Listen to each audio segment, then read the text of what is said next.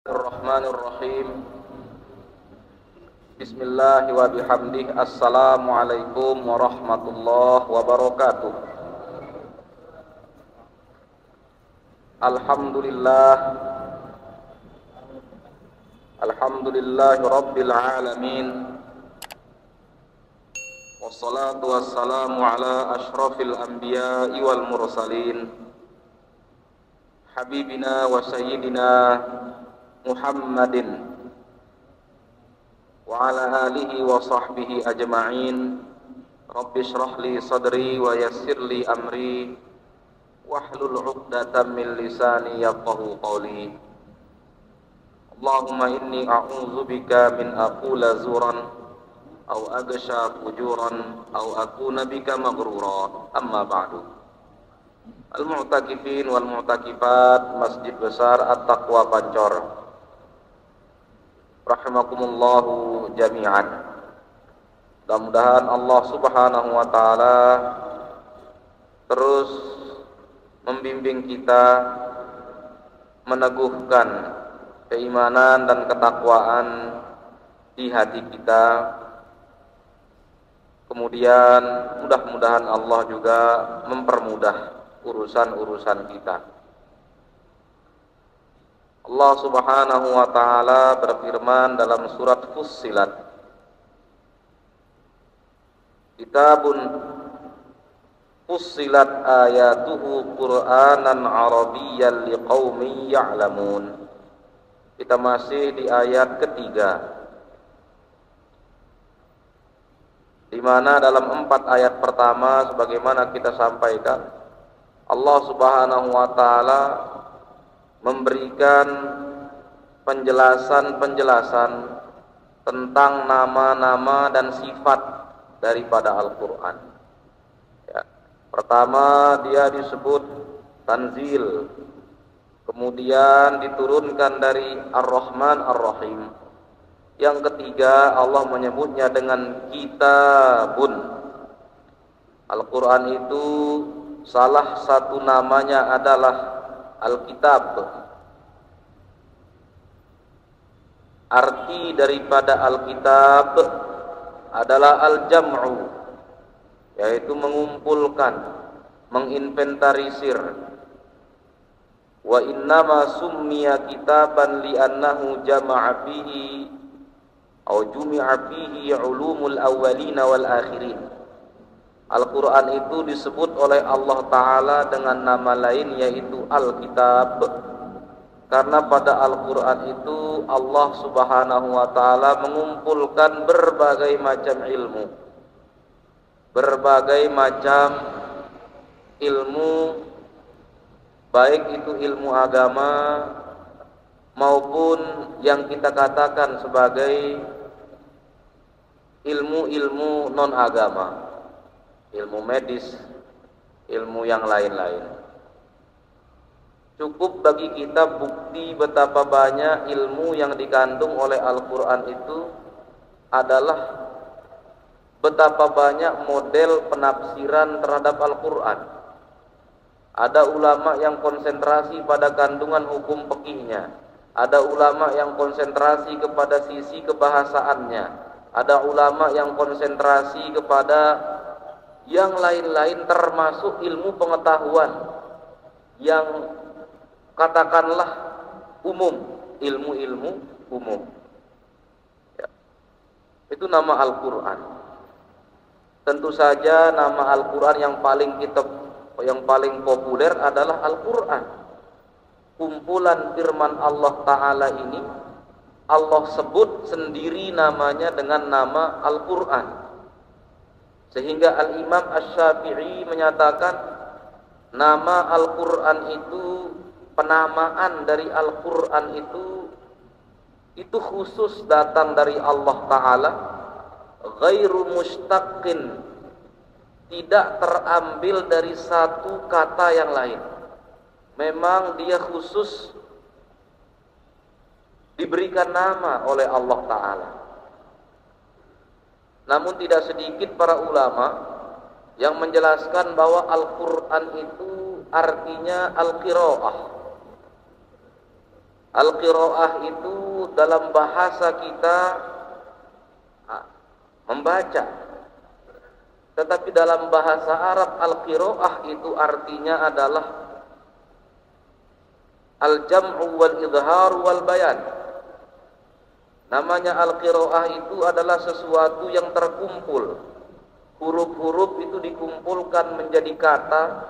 Kata-kata tersebut dikumpulkan menjadi satu kalimat yang utuh, sehingga yang hadir adalah makna-makna tidak hanya datang dari makna kosakata, tetapi makna dari susunan daripada kosakata tersebut. Arti Al-Quran juga al-izhar wal bayan, nampak, jelas, sehingga apapun yang ada pada Al-Quran, huruf-hurufnya, lafaz-lafaznya, itu jelas dan menjelaskan. Jelas dan menjelaskan. Ada nama lain dari Al-Quran, yaitu Al-Furqan. Allah juga menyebut Al-Quran ini dengan nama Al-Furqan.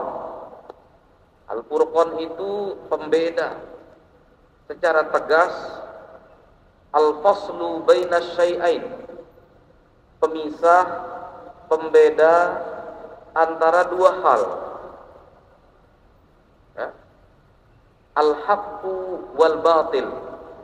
Di dunia Al-Quran itu menjadi pembeda mana yang disebut dengan hidayah, mana yang disebut dengan kesesatan, mana yang disebut dengan kebaikan, mana yang dinamakan keburukan. Standar dan ukurannya itu ada pada Al-Quran. Standar keburukan dan kebaikan itu adalah Al-Quran. Sikap cuek dan ketus misalnya, sikap ketus dalam berbahasa, dalam ukuran kita itu mungkin kurang sopan, tanpa melihat tempat dan situasinya. Tetapi dalam Al-Quran disebutkan seorang perempuan yang cantik dan menarik itu dilarang oleh Al-Quran untuk menghalus-haluskan, memerdu-merdukan suaranya pada lelaki yang fihi marad, pada lelaki yang gampang ada penyakit di hatinya, sehingga begitu dia mendengar perempuan bersuara lembut, dia langsung jatuh hati, tertarik, GR, padahal perempuan tersebut mau berlaku sopan. Maka bersuara ketus, bersuara yang lembut misalnya, kadangkala itu baik, kadangkala malah tidak dianjurkan oleh Al-Quran. Termasuk tempat tidak dianjurkannya untuk memerdu-merdukan suara ketika ngobrol adalah perempuan yang menarik ketika berbicara kepada laki-laki yang di hatinya itu ada penyakit. Nah, Al-Furqan itu pembeda. Standar baik dan buruk itu diserahkan kepada Al-Quran atau kepada agama atau kepada syariat yang dikandung oleh Al-Quran. Kalau agama menyatakan sesuatu itu baik, maka baiklah dia. Kalau agama menyatakan sesuatu itu buruk, maka buruklah ia. Al-Furqan. Sesuatu yang Allah haramkan, sesuatu yang haram itu karena Al-Quran yang menyatakan haram. Tidak mesti harus kita ketahui latar belakang keharamannya, kemudaratannya, sisi negatif dan keburukannya. Ketika Al-Quran misalnya mengharamkan kita memakan bangkai,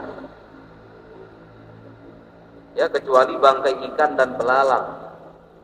Ketika kita diharamkan oleh Al-Quran untuk mengkonsumsi bangkai, walaupun secara nalar kita bisa saja berpikir pembeda antara ayam yang halal dan ayam yang haram dimakan itu cuma tipis. Ya. Satu tidak disembelih, satunya disembelih. Secara tekstur daging sama kalau sudah digoreng. Bentuknya sama. Boleh jadi rasanya juga sama. Ayam yang disembelih dan ayam yang tidak disembelih. Tetapi agama menyatakan satu halal, satu bangkai diharamkan. Maka ya sudah, kita tahu atau tidak, bisa dinalar atau tidak keburukannya, negatifnya. Jika Al-Quran itu menyatakan terlarang, ya sudah, itu ukuran kita. Karena Al-Quran adalah Al-Furqan, pemisah, pembeda di dunia maupun di akhirat.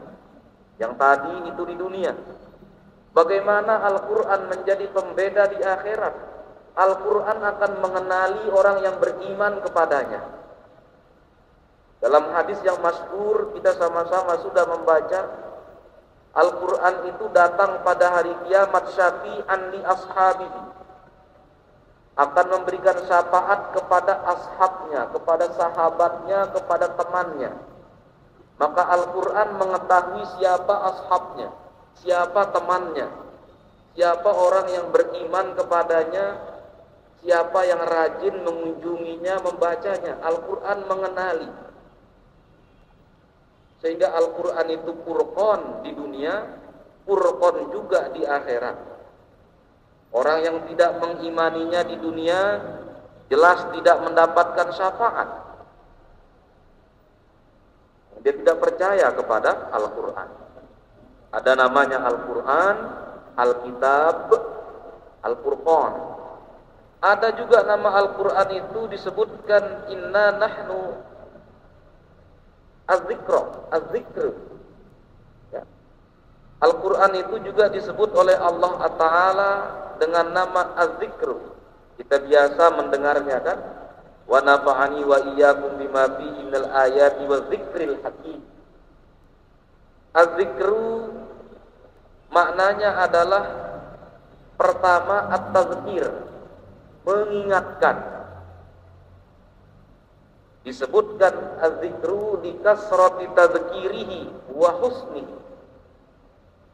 Al-Quran itu penuh dengan pengingat-pengingat.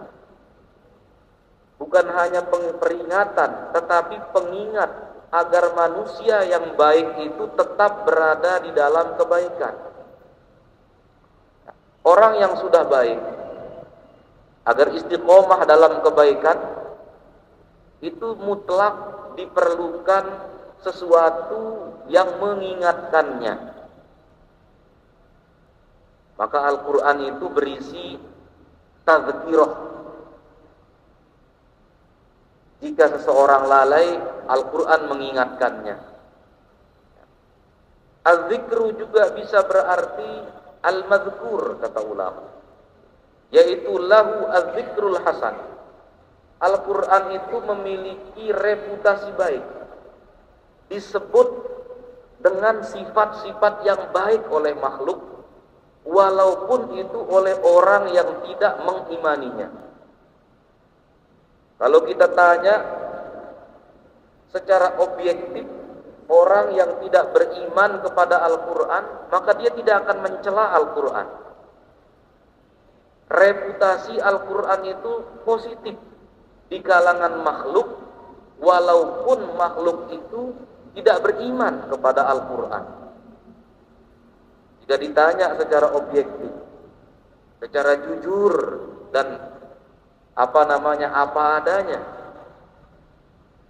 bahkan orang-orang yang tidak beriman pun menyebut Al-Quran itu dengan sebutan yang baik, tidak dicela atau banyak cacatnya, tidak, di penyebutan orang-orang yang bahkan tidak beriman.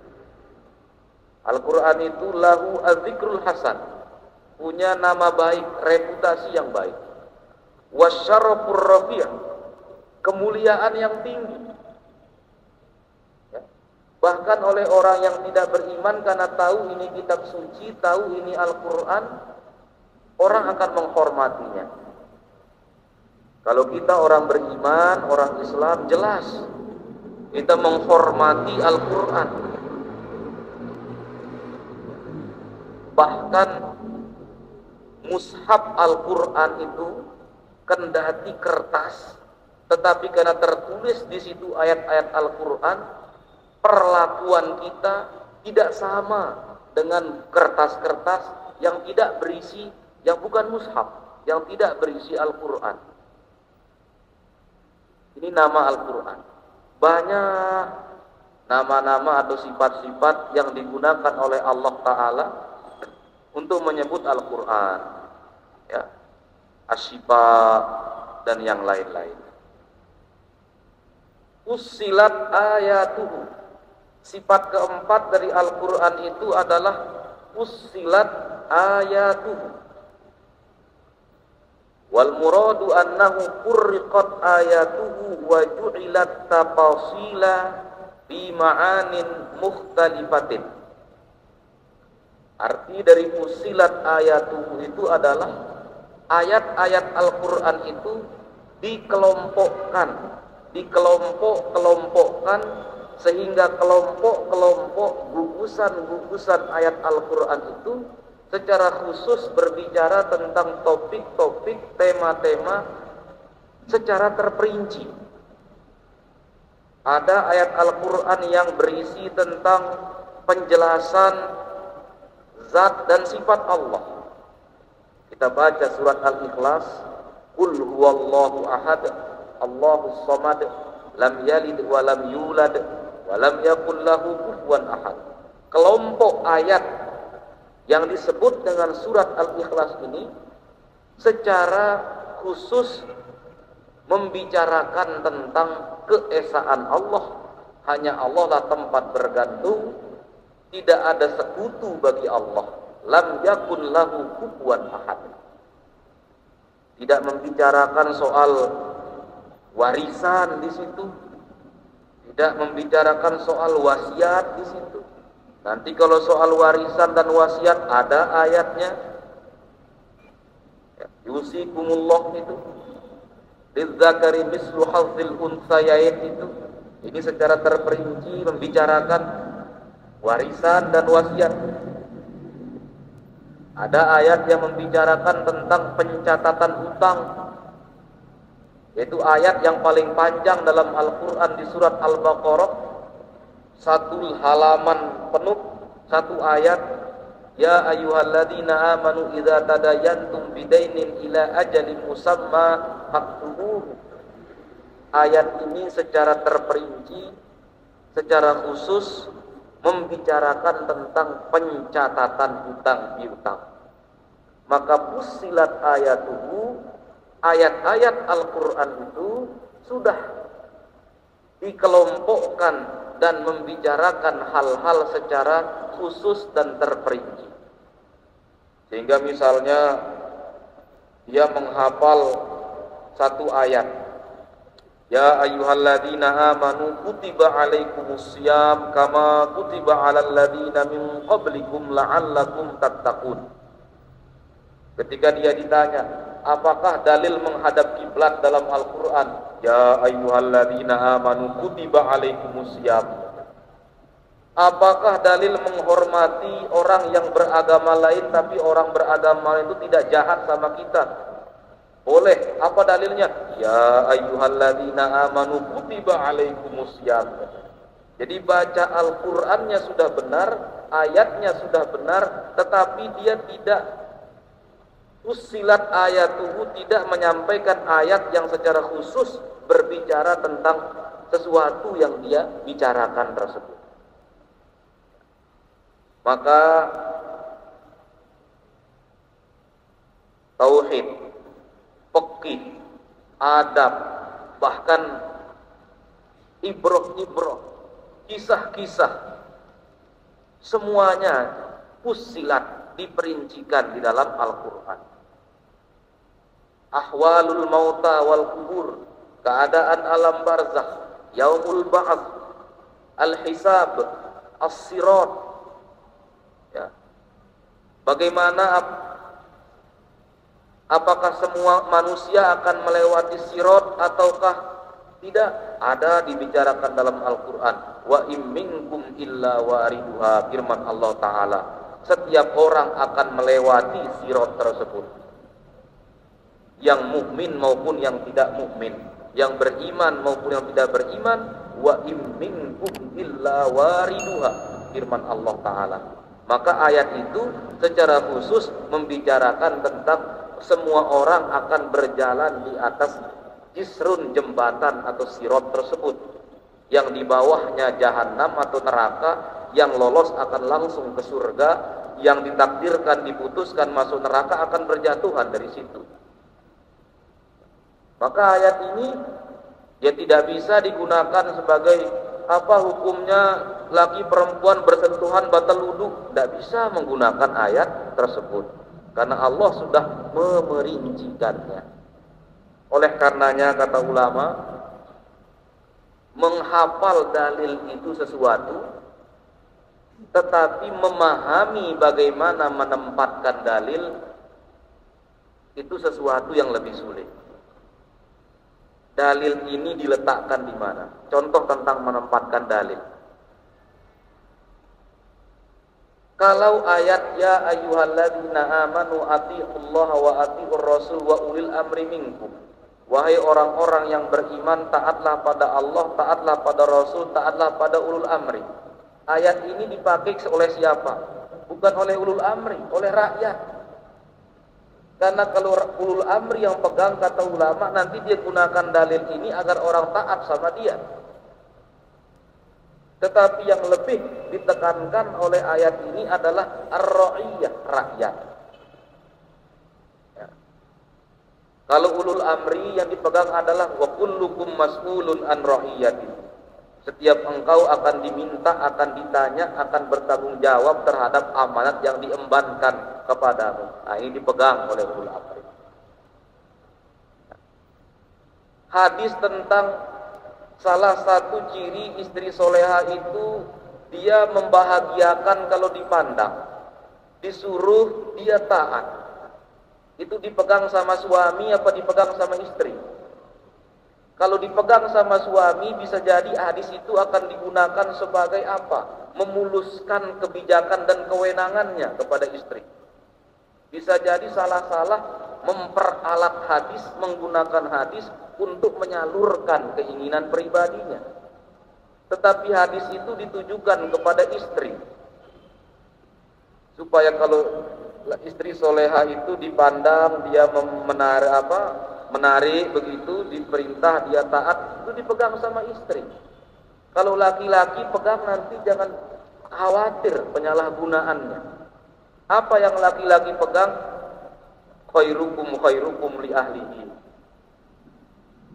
Yang paling baik di antara kalian adalah yang paling baik kepada keluarganya. Kalau kebalik, suami pegang hadis tadi, Nabi suruh taat loh kalau disuruh. Nanti suami pegang hadis yang lain. Suami yang baik itu yang mencukupi kebutuhannya loh, yang paling baik kepada anak istrinya. Nanti masing-masing menggunakan sama-sama dalil, tetapi salah penempatan, salah penggunaan. Nah, maka mutlak kita membutuhkan para ulama. Kendati ayat-ayat Al-Quran sudah bisa kita akses dengan sedemikian mudah, mau di HP, di komputer, mushaf sudah banyak sekali bisa kita temukan, ayatnya bisa kita baca, bahkan mushaf ada yang dituliskan dengan huruf Latin di bawah tulisan Arabnya, sehingga kalau tidak bisa membaca Arabnya, bisa membaca yang versi Latinnya. Tetapi menggunakan dan menempatkannya itulah kita membutuhkan orang-orang ahli, para ulama yang memberitahukan kita. Sifat kelima Quran, ya sudah kita sebutkan tadi. Wasadisuha Arabiyan, Quranan Arabiyan. Sifat keenam dari Al-Quran itu Allah sebutkan Arabiyan, dia berbahasa Arab. Disampaikan oleh malaikat Jibril ke Nabi itu berbahasa Arab. Jadi jangan pernah berpikir karena Nabi itu orang Arab maka dia menyampaikan Al-Quran dalam versi bahasa Arab. Terus disambung dia, kalau andai kata Nabi itu orang Sasak, mungkin Al-Qur'annya bahasa Sasak. Hendak. Memang malaikat Jibril menyampaikannya dengan bahasa Arab. Jadi Al-Qur'an ini bahasa Arab bukan karena turun di Arab, bukan karena Nabi berbahasa Arab, tapi memang Allah mewahyukannya, Allah memfirmankannya Arabian, berbahasa Arab.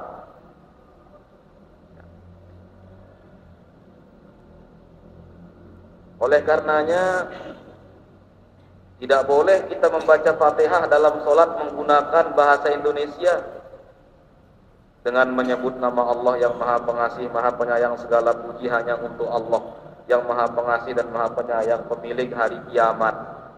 Hanya kepada Kamu kami menyembah, hanya kepada Kamu kami minta pertolongan, tunjukkanlah kami jalan yang lurus. Itu kan terjemah Al-Fatihah. Tidak sah sholat orang yang bisa baca Al-Fatihah, dia terjemahkan Al-Quran itu menggunakan versi bahasa Indonesia. Al-Quran itu bahasa Arab, sehingga ketika disuruh membaca Al-Quran, ya bacalah Al-Quran. Ya. Anna hadzal Quran innama nazala bi lughatil Arab. Al-Quran itu memang diturunkan dengan bahasa Arab. Bilisanin Arabiyyin mubin. Inna anzalnahu Qur'anan Arabiyyan. Jadi memang Allah yang sudah menakdirkan, menentukan Al-Quran ini berbahasa Arab, bukan karena Nabi itu orang Arab. Jadi tidak boleh kita cemburu, tidak boleh kita merasa sakit hati atau lainangan. Kok Allah ini pilih bahasa Arab sebagai bahasa Al-Quran, kenapa tidak pilih bahasa Indonesia? Memang Allah sudah menentukannya Al-Quran bahasa Arab, ya sudah. Liqaumi ya'lamun, untuk kaum-kaum orang yang mengetahui. Apa artinya?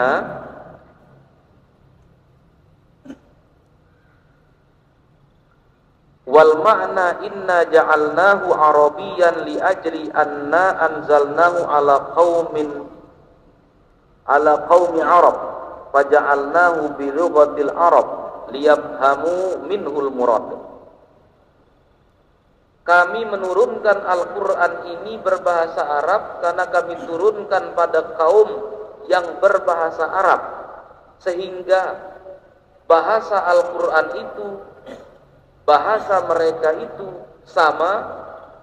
Oleh karena bahasa mereka sama, mungkin mereka mengetahui, bisa mereka mengetahui maksud dan isi Al-Quran.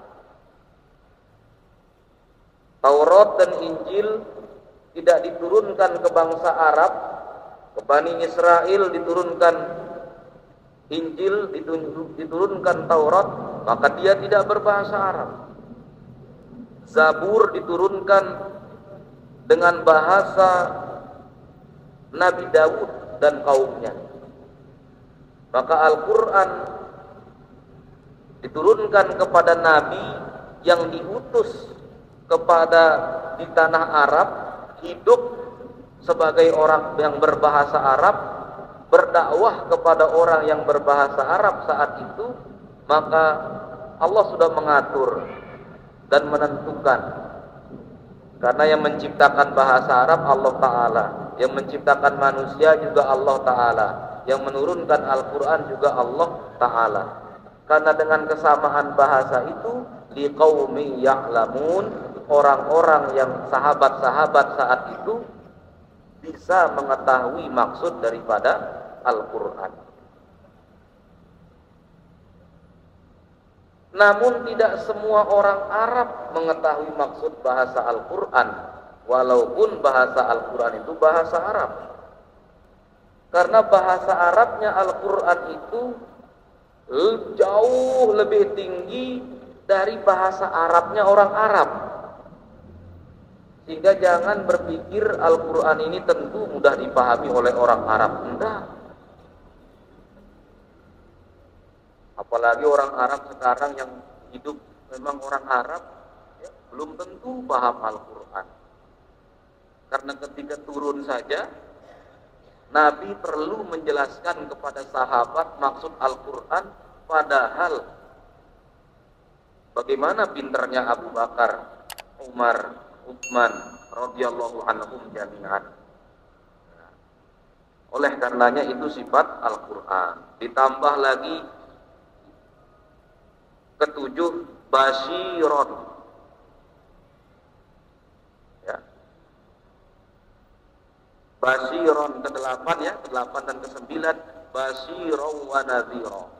Al-Quran itu basyiron lil muti'ina bil thawab wa nadhiran lil mujrimina bil iqab. Yang menyampaikan, yang mengabarkan berita gembira itu Al-Quran. Nabi mentransfernya, menyampaikannya kepada umat. Tapi Al-Quran yang menyatakan innal muttaqina fi jannatin wa na'im. Orang yang bertakwa itu di surga dan mendapatkan kenikmatan surga. Supaya jangan orang berpikir jangan-jangan cuma ditempatkan di surga tapi tidak boleh menikmati surga. Maka Allah tegaskan fi jannatin, di surga, wa dan naim, dan nikmatnya surga itu. Jika jangan ada yang bertanya berpikir cuma ditempatkan saja di surga, tapi boleh tidak menikmatinya, mengaksesnya. Allah sampai menyampaikan jannatin wa naim, surga dan nikmat-nikmatnya. Yang memberitahukan itu Al-Quran. Yang memberitahukan orang yang ingkar kepada Allah itu masa depannya adalah di akhirat itu neraka, itu Al-Quran. Maka Al-Quran itu yang basyir, pemberi kabar gembira, nadhir, pemberi kabar buruk kepada yang ingkar. Adapun manusia, adapun ulama, adapun mubaligh, adapun guru, adapun orang tua, naqol, mengutip Al-Quran, menyambung sebagai penyambung lidah Al-Quran. Maka sebagai penyambung lidah, berat yang namanya menjadi penyambung lidah dan juru bicara itu. Karena kita sedang menjadi juru bicara Al-Quran, menyampaikan Al-Quran kepada orang. Maka apa yang ulama sampaikan itu, yaitu yang kita sampaikan. Karena kita bukan ulama, ya, karena kita bukan ulama. Karena fa'arada aktsaruhum fahum la yasma'un. Tetapi betapa banyak orang yang menolak Al-Quran, menampik Al-Quran, la yasma'un, tidak mendengarkan Al-Quran.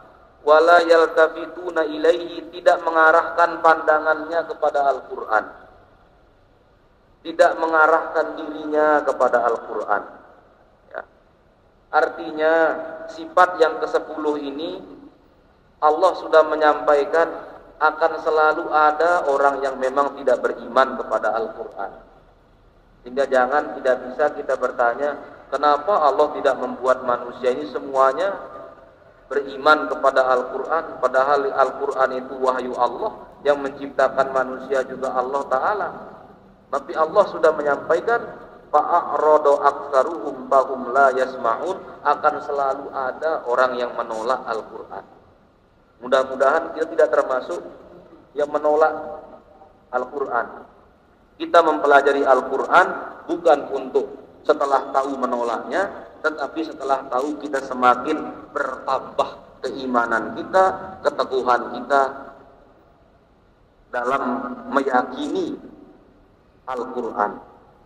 Ya, kita tidak mempelajari Al-Quran untuk mencari, untuk menolak, ya, tetapi kita mempelajari Al-Quran selain untuk keberkahan, keilmuan, juga untuk meneguhkan keimanan kita kepada Al-Quran. Mudah-mudahan niat baik kita ini dimudahkan oleh Allah Ta'ala, bahwa kita kembali ke Al-Quran ini supaya bertambah cinta keimanan kita kepada Al-Quran. Amin, Allahumma amin. Barakallahu li wa lakum bil Qur'anil azim, wa nafa'ani wa iyyakum bima fihi minal ayati wa dzikril hakim. Aqulu qouli hadza wallahu al-muwaffiq wal hadi ila sabilir rasyad.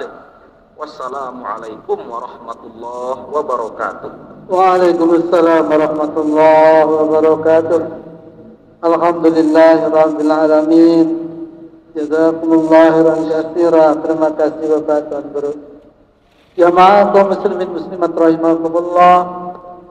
Pada Quran ayat surat Al-Fussilat ayat 3 yang baru kita diberikan penjelasan khususnya tentang nama-nama Al-Quran.